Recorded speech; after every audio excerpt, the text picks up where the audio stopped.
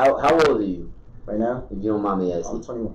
21. Okay, so you younger. I'm 29. That's why I'm looking at it because I came up in the internet era, but it was like LimeWire, things like that. Yeah, I was on that shit too. Yeah, so we was on downloading songs, making it, putting it on CDs and shit. But you was literally dressing like these artists or trying to emulate these artists, like not with the purpose of being seen on the internet like this. Nah, I'm having fun in my house. I'm a kid, bro. See, that's fire though because it's genuine. It was like a lot of kids I think now they even more so get into it, especially with TikTok taking off to try and fit into more than just like really loving the artist. It's like internet is the devil, bro. Yeah, no cap. Real shit. But it wasn't the thing to do. Like that's the thing that I'm asking is because like for you to do that, it really speaks to who you are as a person. Because now it's become the thing to do. Is like what's the newest dance? What's the coolest thing? You really was just passionate about the art of it.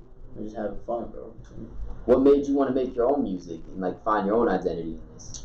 I was depressed at the time, so it's like I was making music and that shit just for me, helped me. I was making music for fun. I was off my phone type shit, no studio, none of that. Okay. And I would show to every few of my friends type shit, sent him shit.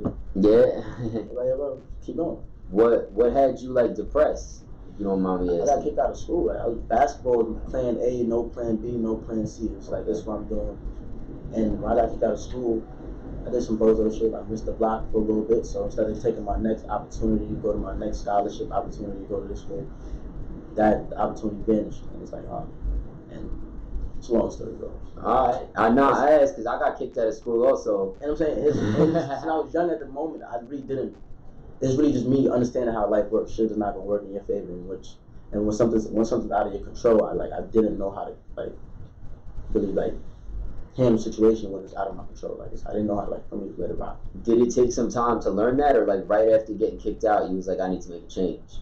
Nah, it's like 3 months, 4 months went by. I'm just doing bullshit, waking up, smoking, not knowing what to do. Not being productive. Not being productive and shit. See, I'm learning now about the smoking and shit. Like, really, I went to a group home as a kid. I brought a gun to school. I got expelled from school. I was robbing people and shit, breaking into houses. I was getting in all kinds of fucked up shit. I went to a group home, 15 till I aged out, like late 17, and moved to Brooklyn. And I was always working. I was always like, you know, doing shit to make money the right way because I was like, I didn't want to do these bad things. But like, as far as learning how to deal with stress and depression, that's fairly new. Maybe within the past year of like, you know what, I shouldn't smoke. I should focus on something. For you to realize that really young, what was like the influence or inspiration, or did you just figure that out on your own? Yeah, bro, I used to be angry, like just angry. But you just didn't like being angry, or did somebody say this isn't the way to be? Nah, nobody told me that. There's nobody really told me. I had to really figure it out. Like, all right, what you doing? That's the same shit. If I'm doing the same shit every day, and I'm expecting a different outcome. I'm crazy. Yeah. But nah, to be conscious of it, because not for nothing, with me, it's like I probably should have realized at your age, but I just kept doubling down on like, you know, I guess the stress coping. Like I would smoke and just not acknowledge shit, and I just smoke, and not acknowledge shit. You know, it's crazy. That's what most of my friends, they like, we all dealing with shit in life, but niggas use smoking to like, I guess help, but we're not helping. Nothing. Don't help. We're not attacking the problem. We're just running away for the day or for however long we high for. You know what I'm saying? It was, shit was like bullshit to me. Like, fuck that. If I keep on doing this, all right, let's say like this. When I first started smoking, it was fun. It was cool. I had no stress in the world. I had nothing to worry about. Mm-hmm. But when life started getting a little more realer, it's like, okay, this shit is this shit affecting me in a positive way? Like, okay, when I smoke, I don't want to go. I don't want to do nothing. Yeah. I don't want to go to school. Like, no if I smoke before school, I'm not going. Like, what's the point of me doing this shit now if it's no positives? Yeah, I compare it to a vacation where it's like, it's cool to take vacation here and there, but when you spend the whole year on vacation, you're not doing shit. That's a fact. And not for nothing, I got a lot of respect, and I'm envious in a sense that you realize this so young, because most people, I'm sure a lot of your friends are still smoking, not taking the time. It's hard work to like turn that off and address your shit head on. Nah, but don't get me wrong though, there's some people that could smoking might not be for everybody. You know what I'm saying? I know some people who smoke and still be productive. Make sure they gotta get done. And I'm just not one of those people. Well said. I'm definitely not one of those people either. So focusing on the music became a thing to just be an outlet to deal with this stress. Have fun. Just to have fun and not be angry. Not be angry. Fuck everything else. Were things taken off? Was the intention to have things take off, or? Not really. Just to have fun, Just strictly. to have fun, and then. But the rap, like I'm competitive, and I like just whatever I do, I'm gonna get better at it. Mm-hmm. No matter what it is, I could be doing whatever I chose to do in life. I would have made sure I did 110%. So Got you. since it's music is the thing, it's like every time I used to write a song, I would try to make the next song better than the last song. Okay. So, Compete with yourself. really, that's just it. You're very smart, man. Like, no cap. Like, there's very, very few people get this, even in their older ages. Like, I thought I was happy because I learned this in my 20s. Like, for you to know this so young, just shows to why the success is coming in so quick. Because I think all success is rooted in what's genuine. Whether you're successful as a barber, you better really love that shit. Right. The same way with music. And for you to do this for fun, to compete with yourself, these are all healthy, good habits that inevitably lead to greatness. You throw a little bit of wanting to be the best and challenge yourself, like, you know, to be better every time, you're going to win regardless. You know, I never like wrote a song like, this is the song that's going to make me $1 million. I just really just, if I try too hard, that's when it's like, it's not going to make something I like. I'm not going from me. I just got to have fun with it. So. When was the first time that a song went, and what frame of mind were you in when you made that record? Crazy, none of my songs went yet. Like, you know what I'm saying? Went that. To the level, I feel to the level, but like when, I mean, you seem like you were fairly to yourself, and you know, to have streams and to have people that want to work with you on the management tip and things like that, clearly you're attracting some attention. Like, do you remember the first time that you started getting recognized as like an artist? And like, I mean, I guess maybe on a smaller scale, I'm sure people knew right when you started that you were an artist, but like, do you remember when it became something that was like, oh nah, you fire, like you should really like let people maybe that you respected? I'd say like when I first got like a couple months after, like once we put like a record, like probably like the first record like last year, February, and like it's everybody was like, okay, who's it? Where he come from? I'm sure I'm sure I already know the answer, but were you looking for management or did they just come to you? I wasn't looking for management. Okay, that's what I figured, law of attraction shit. But it's like, and my situation, I wanted the management before, but it's like, what can you do for me that I can't do for myself? Yeah. Then the situation was so perfect. Like, that's my manager's son, right? Yeah. Shout out to Pete. Yeah, shout out to Pete. I'm saying. But we was at school together. We was at prep school together. So I'm saying. We was best friends at prep school. So we kept in contact. And it was like, you know, once I was going through the phase, I'm just sending music. Yeah. Okay. I kept on working. I didn't know his father was a manager or like that. I didn't know anything else. Just sharing what you was making. And then it was like, one time, like, you want to meet me. And since then, it's just been love. It's not genuine. It's not no just. What role did he play in that whole situation? Was it like, yo, you should check this kid out? Was it like, yo, you should really work with this kid? I'm working with this kid. How did you play the music? It was just playing the music. Just play the music around his pop. Okay, I'm gonna ask him a question right quick. I'm gonna swing this mic over. In playing the music for your pops, was there any intention in that, or was it just like you was fucking with it and he was like, what was that? I mean, like my pops, he fucks with music just for years, like since I was young. So like, anytime anything involving music, like I always bring it to his attention. Like, yo, pops, this is what I'm saying.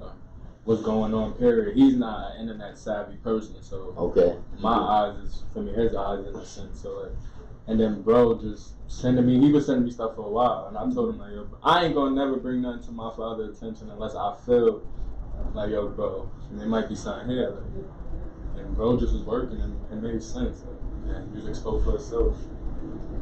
Yeah, and that's the thing I think a lot of artists don't realize now is that the greatest things are always rooted in that genuine energy. Like, I literally was I was interviewed before you came in by somebody. They have a podcast, and they asked me, they're like, you know, how do you go about getting these relationships and this and that? And I always say I hate the word networking because I don't believe relationships come with intention. I feel like the best relationships spark off of just, y'all have shit in common, you start talking about something that's maybe not even music related, like, and it just blossoms into this amazing thing where people build with each other. Because a lot of people hit me up like, oh, can you get this to Ebro? Can you get this? I'm like, you should be doing something where I'm listening to this so much that if Ebro's around me, he's asking what this is. Right. You know, it's similar to how you kind of connected. When Pete came into the picture, what was his thoughts on this, of like where you were at, where this could go, what he could bring to the table? Um, I asked Pete a question, like the same question that what can you do for me? Like I asked anybody who wanted me to ask that question, and he didn't like respond with like a answer. Like he showed me actions. Okay. And then right then we just never spoke about what we could do. We spoke about we just gonna work. We just gonna work. We gonna grind. Straight up. That's what we've been doing. What were some of the actions? Was it like just threw you on shows, got you distribution? I don't show again with distribution. Just like, okay, just showing me that this like before you like actually meet somebody who's in position or meet winners and like being a winner circle type shit. Yeah. You don't. Some people don't think doing this shit is possible because they don't see it. Yeah. He just showed it to me. Like, okay, actually saw it. This is possible. This is we can obtain that. I love it. That's not for nothing. I'm managing Kid Live Like Davis, and he's always had great music. I've always believed in the music, but I'm like, if I'm gonna be able to connect you with anything, you gotta be like on a schedule. You gotta be like well-rounded as an individual. Long story short, and you know, I was bringing him to meetings not ever with the intention of like, I'm gonna get you a deal, but more so of like, I'm friends with these people who are reputable in the industry. Let's go, and if you have questions, you could get advice from people who might even know better than me, or see a show where somebody's performing and see what happens behind the stage, and that it's not just throw them on stage, get the bag, and get the fuck out of here. Because there's a lot that goes into it. In some of the stuff you've seen, you know, being around people now that do this professionally, what did you pick up that you might not have known before? That's a tough question. I picked up a lot. You know, just being around P, like he's like my definition of a winner. Like I'm saying, like inspiration wise, like a lot, yeah, a lot of stuff, like a lot of stuff that he do. Like for us to win, it's like I can't just solely depend on him to. I gotta match his energy. Yeah, you know what I'm saying, I gotta. If he going 1,000%, I gotta go 1,000% too. Or if he going 1,000%, I gotta go 1,001. Then he gonna bring it up. But it's hard. You know what I'm saying? It's hard though. Well, it's energy. Like at the end of the day, you know, I say this all the time with publicists, managers, booking agents, whoever it's gonna be, they have to be just as passionate about their craft as you are of yours. And the thing, the whole team believe, and it's like we all gotta hold each other accountable in every situation. And believe in yourself and believe in each other. So now things are kind of starting to take off. The ball is rolling. Where are you at now with it? Like, what's your vision? I guess moving forward. I mean, I say vision because I don't mean plan. I don't mean like, oh, this is the next record we drop an individual. Like, where do you see this going? And is the passion sincerely creating music, or is it to just have this kind of like, I don't know, like, would you want to do something as, like, create a path for somebody else, or do this for the community? Like, what's the vision for this for you? I'm talking about, like, my long-term plan. I don't mean as an artist. Like, I mean as an individual, because more times than not, I could ask, and it's like, artists, I feel like I'm not even speaking to an artist. I feel like I'm speaking to a young entrepreneur that's passionate about so many different things. Crazy. All right. Nah, so right now, I like to think, before I started, like, before I really got to that, to really start making music like that, like when I realized it was real, I already had, like, plans, but for me, that's, like, long term, but right nowadays, like, take a step at a time, like, focus on what's in front of me, but since you asked that, I would like to get back to my community at first, just, like, and once I get to that level, I can start off and doing that, giving back to my community, and, like, just, like, because I always talk to my friends, like, I always tell them, like, yo, we was born into this right here, into this, like, this tax bracket, we born into, like, whatever, poverty. If we was around, like, if we was grew up on money, right, we had so many much different opportunities. I want to make sure people who come from the same area that I'm coming from, they have way more opportunities than what they see every day. So we haven't really got to deep thinking on this because, as I said, we take it step by step, and day by day, focus on what's in front of us. But I'm definitely gonna want to give back a lot, though. I mean, I think you're already giving back just with that approach, though, because, I mean, I just said this in an interview. It was like, you know, what inspires you to Apollo Rai do all this? And I'm like, I just want to show people that you could be genuine from any walk of life, any circumstance. Like, I didn't really grow up with shit either. And I don't have anything I have because I had a family member put me on or I'm just a regular ass dude that works hard, is genuine about what he loves, and really sincerely wants to help people, intention free. And just by being that guy, I've been able to do shit that people that have egos try and spend a ton of money to do and can't. And I think that's really, for me, the main thing is like, to see you being able to do this where you live in the moment day after day is like, I'm gonna live in the moment, I'm gonna do the best I can, I'm gonna challenge myself.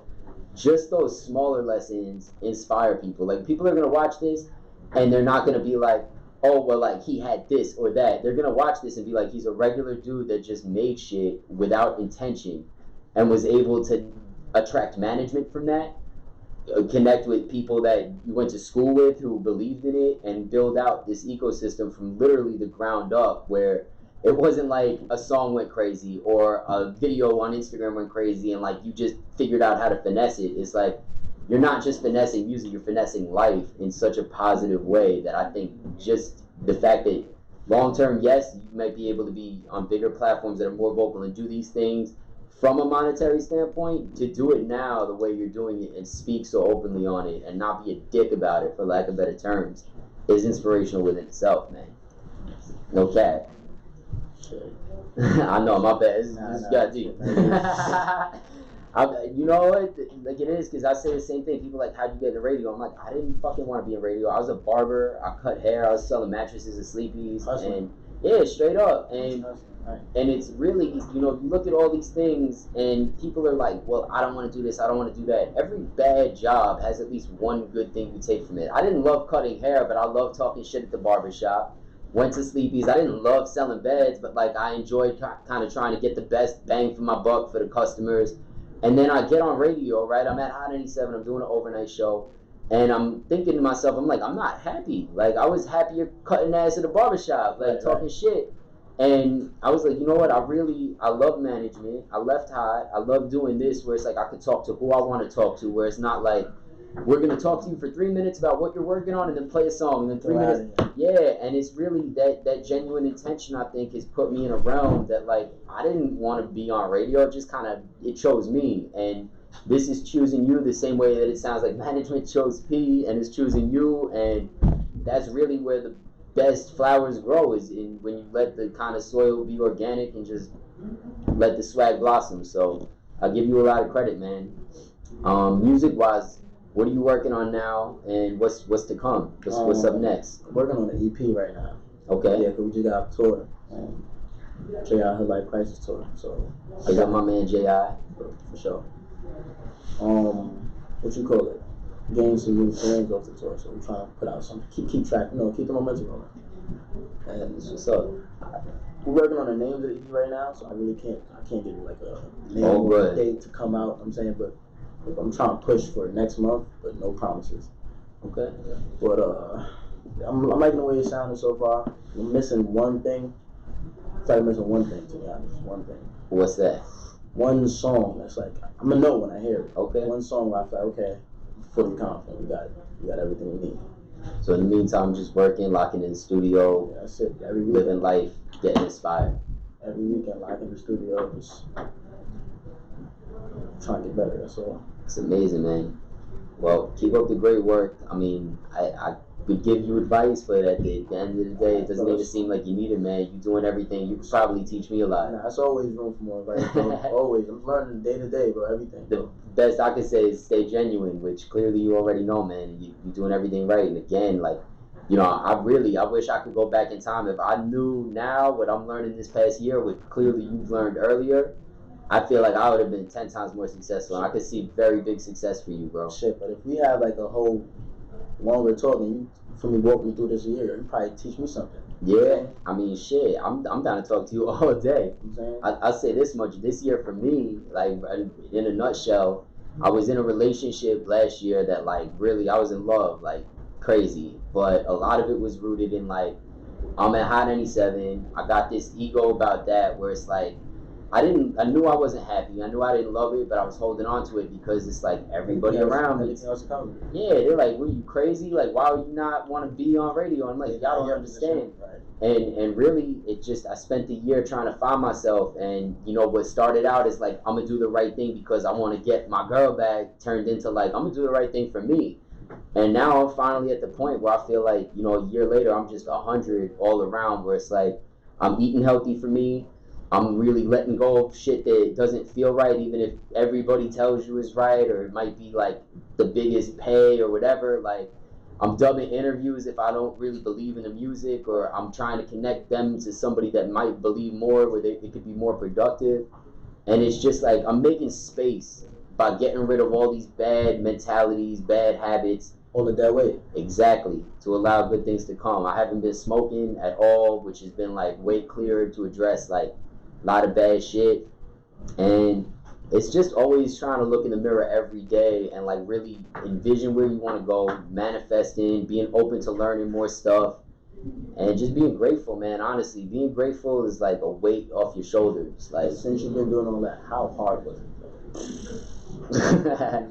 But I'll say this: it's hard to be great every day. To wake up and rise to the call. It's hard. It is, but I'll say this much: it's not as difficult as going through all that stuff, doubling down on your bullshit. Because it's, again, I was smoking to ignore how difficult that was, and the second I stopped smoking, I realized, damn, I'm really in like a quicksand. Shit hard. You know what I mean? And yeah, swimming at a quicksand is difficult, you know, but it becomes easier the second you realize, you know what, I could swim, and this is how I let go of some of this weight to be able to get to the top of that. So it's like, it's very, very, very challenging. But like, once you operate from that space of like, I'm living in the moment, I'm making every day, you know, something that I could feel fulfilled with. I'm looking at yesterday as, you know, the challenge of where the bar is and how I could raise it. It gets easier and easier and easier. And I'm at a place right now where it's like, I don't give a fuck about anything but doing the right thing, connecting with good people, and being in a good frame of mind where it's like, I'm turning negatives into positives. I'm watching myself talk. I'm catching myself if I'm ever negative, if I'm ever worked up. I lost my wallet last week, right? And I was just like, whatever, I lost my wallet. Like, this happens. Where I thought to myself a year ago, if I lost my wallet, I would have been swinging at the wall, like, been fighting there. The shit popped up the next day. I'm just like, all right, dope. And I'm so glad I didn't waste that energy on just being upset, because at the end of the day, if I was upset for the 2 hours I spent looking for it, my day would have been completely ruined. Where it's just like, I looked, I didn't see it. I grabbed my old wallet, my old ID, my passport. I'm like, all right, I'm gonna go to the bank, take out some cash, like with my passport, and just keep the day rolling. And found it the next day, and I didn't lose nothing. Like, you know what I mean? So I think sometimes life is gonna give you things that's like challenging. It's always gonna tempt you. I say all the time to artists, you know, people look at some of these big names that have all this money. It's like, oh, well, they're lucky. I'm like, that's their challenge. Their challenge is to see if they're gonna use this money to put themselves in, whether it's a rehab or just a good place with their family, or if they're gonna just use it to double down on their bullshit. Different levels, bro. Straight up, well said. But from everything you're telling me, if nobody told you, I'm proud of you. I mean, that shit really, bro, like, no cap, that means the world, bro, because you know what it is? People tell me, but I don't think people fully understand. I think for a couple of reasons. One, they don't know how crazy this music shit is. Very few people understand the music shit. Two, people don't understand the street shit. Like, people really don't know what it's like to really come from fucking nothing and try and navigate in ways that get you to levels without doing fuck shit. So I'm proud of you too, bro, and I see such a bright future for you, because it's the fact that you caught this so early and that you moving forward. I see the birds on your hand. You're gonna fly like doves, bro. No cap. Like, it's for real. Like, I can't give you enough credit, man. And I'm excited to watch you grow. And I'm glad that we got this interview in early, and that it's not set up through 50 publicists, that's through the label and this and that. You know what I mean? Like, it's genuine, man. And don't ever lose that, which I'm very confident you won't. Appreciate you, bro. Thank you for having me for the real talk. Much love. The only generic part of this is tell them where to find you. Tell them where to check out your Instagram and your music. You can find me at Apollo Rai on every social media platform. APOLLORAI. Bow. And I'm gonna pull this up. There's a couple of songs that are on here. I've edited some of them to the playlist already. But which one would you want to play? We're gonna be playing this one. I bet. Say that. Let me bring this to the top. Sandbox video coming soon. Slime Time redropping soon with the video attached. EP coming very, very soon. Amazing. Shout out to G Star Management. Always. Shout out to JI, my guy. Let's go. Shout out to my boy Hip Hop Mike.